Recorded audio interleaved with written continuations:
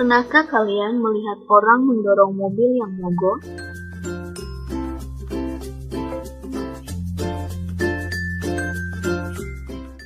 Apakah yang menyebabkan mobil tersebut bergerak?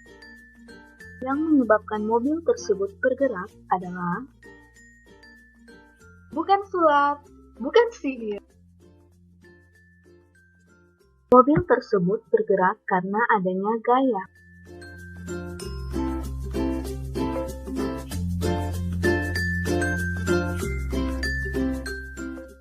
Gaya merupakan suatu dorongan atau tarikan yang diberikan pada benda.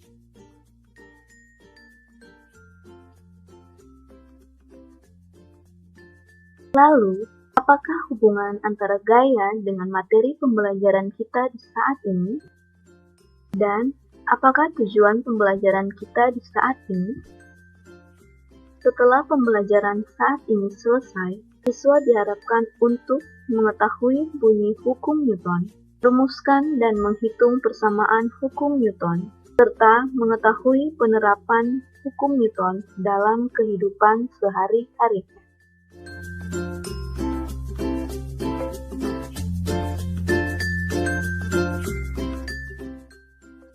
Masih ingatkah kalian dengan peristiwa apel yang jatuh dari pohon? Ada sebuah gaya yang menyebabkan benda bergerak jatuh ke bawah yang kita kenal dengan gaya gravitasi. Dari peristiwa inilah, seorang ilmuwan fisika dan matematika, Sir Isaac Newton, mendapat ilham bahwa pada tahun 1686,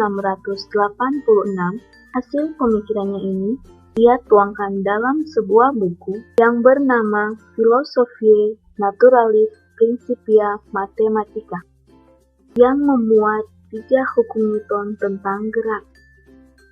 Seperti apakah ketiga hukum Newton tentang gerak tersebut? Mari kita bahas bersama-sama.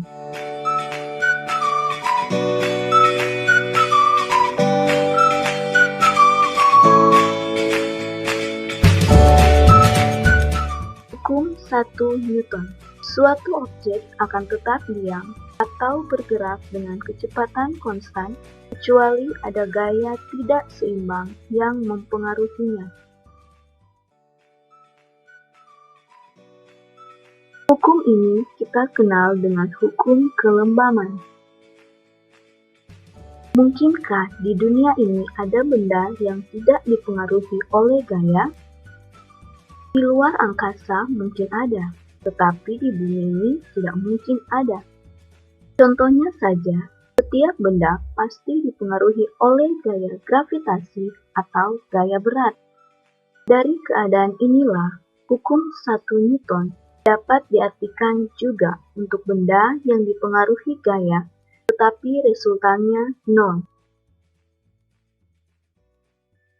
Sehingga, hukum 1 Newton dapat dirumuskan sebagai sigma F sama dengan 0.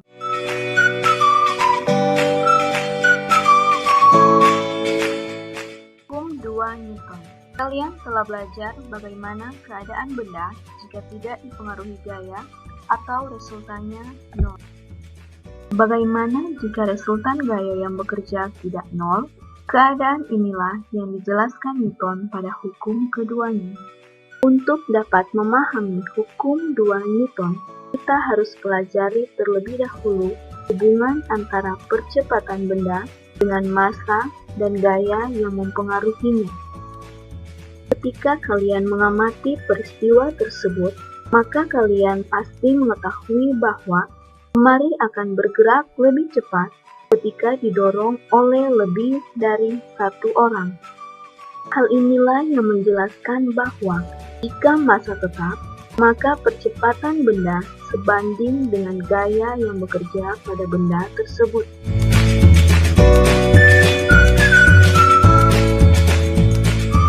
Ketika kita menarik kursi dan meja dengan gaya yang sama, manakah yang percepatannya lebih besar? Tentu percepatan yang lebih besar adalah saat kita menarik kursi yang massanya lebih kecil daripada meja. Hal inilah yang membuktikan bahwa percepatan benda berbanding terbalik dengan masanya. Sehingga semakin kecil massa benda, maka akan semakin besar pula percepatannya. Dari penjelasan tersebut, hukum 2 Newton dapat dirumuskan sebagai sigma F sama dengan M kali A, di mana F adalah gaya yang bekerja pada benda, M adalah massa benda, dan A adalah percepatan. Bagaimana jika terdapat dua buah benda dengan gaya dan massa yang berbeda? Berapakah besar percepatan yang dialami kedua benda tersebut? Mari kita kaji bersama-sama. Dua buah balok yang bergerak searah dengan gaya dan massa yang berbeda. Balok A memiliki gaya sebesar 18 Newton, sedangkan balok B memiliki gaya 2 Newton. Dan massa kedua balok tersebut 2 kg dan 3 kg. Nah, untuk mendapatkan besar percepatan, pertama-tama kita harus menjumlahkan gaya dan massa dari kedua balok tersebut untuk memperoleh besar nilai sigma F dan massa total. Setelah itu, kita masukkan persamaan hukum 2 Newton. Jadi, kecepatan yang dialami oleh kedua balok tersebut adalah sebesar 4 meter per sekon kuadrat. Nah, bagaimana adik-adik? Mudah bukan?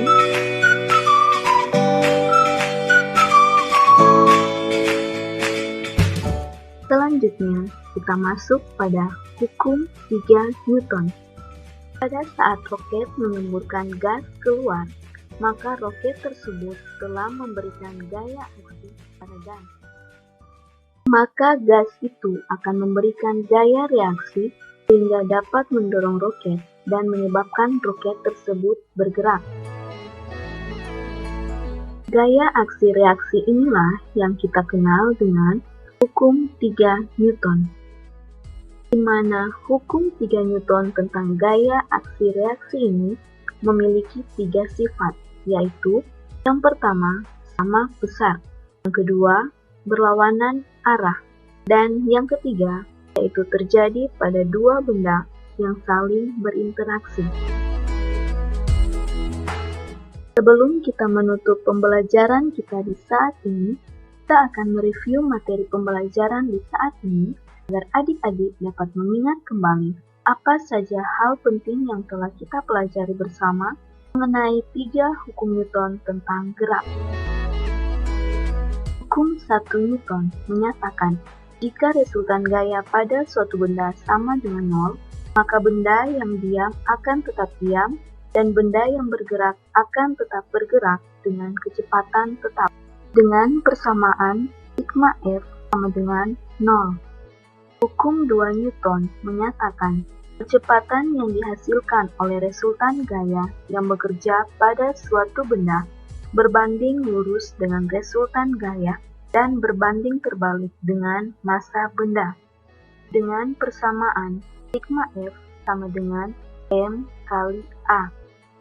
Hukum 3 Newton menyatakan jika benda A mengerjakan gaya pada benda B, maka benda B akan mengerjakan gaya pada benda A yang besarnya sama tetapi arahnya berlawanan.